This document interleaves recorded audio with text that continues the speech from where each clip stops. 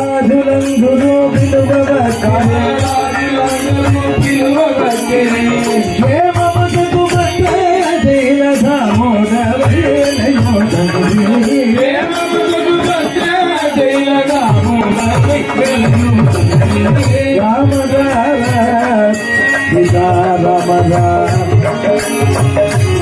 యాగముగా శిశిలను బహువ చేసి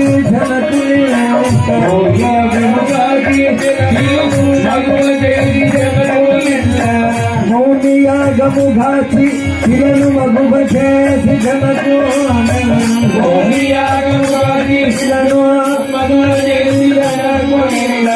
మగువ చేసి జనకు నింట